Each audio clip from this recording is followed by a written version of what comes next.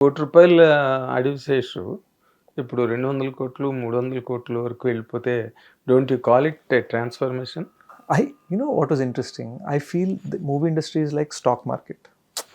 Someone పడుతుంది. But by God's grace మన stock ఏంటంటే టాటా స్టాక్ లాగా రూపాయి, రూపాయిన్నర, 2, 2.5, 2.5 అలా అందంగా మెట్లు ఎక్కాం. So that's quite beautiful.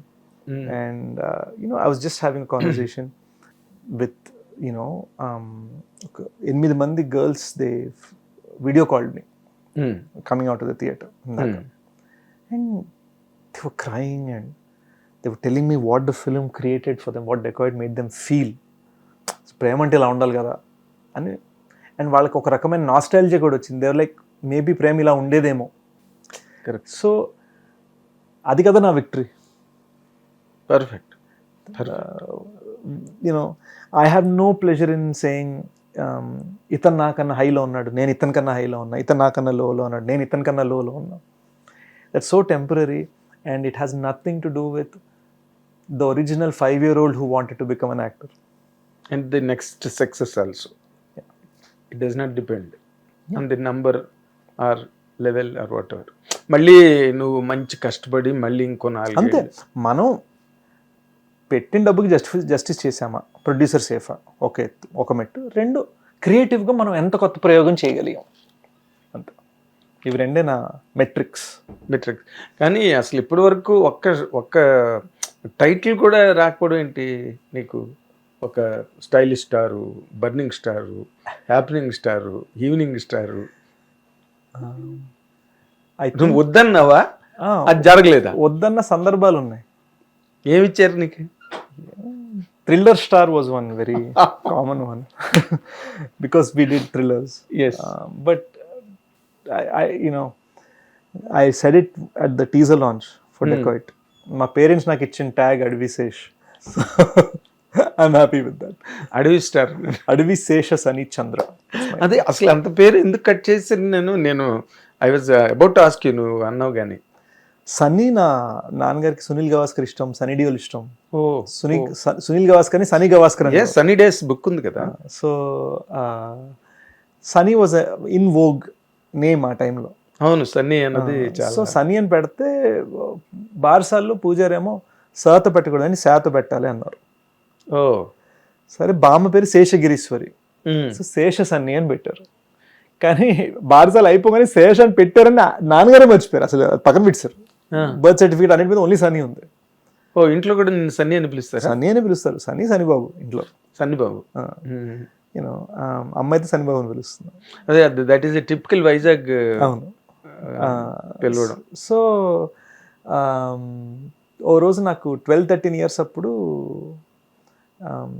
Sunny delight అని చాలా పాపులర్ ఆరెంజ్ డ్రింక్ ఉంది యూఎస్. అవును, అవును. సో సనీ డిలైట్ అని క్లాస్మేట్స్ ఏడిపిస్తున్నారు. వేరియస్ రీజన్స్ సన్నీ అనే పేరు మీద టీజ్ చేస్తున్నాను నన్ను. సో నేను నాన్నగారి దగ్గర, dad I hate my name, why did you give me this name అని చిన్నపిల్లలాగా అడిగాను. సో అయితే నీ పేరులో శేష్ కూడా ఉందిరా అన్నారు. అవునా? సో యూఎస్లో పెరిగిన నాకు సడన్గా శేష్ అనేది చాలా కూల్గా, ఎగ్జాటిక్గా అనిపించింది. పెట్టేసుకున్నా. I start going by Sesh even in the US. ఇక్కడికి వచ్చి చూస్తే ప్రతి 2వ మనిషి పేరు సీను కానీ శేషు కానీ ఉంది. కరెక్ట్. వెంకటేశ్వర ఒకటి, రామకృష్ణ ఒకటి, శ్రీనివాస్ ఒకటి.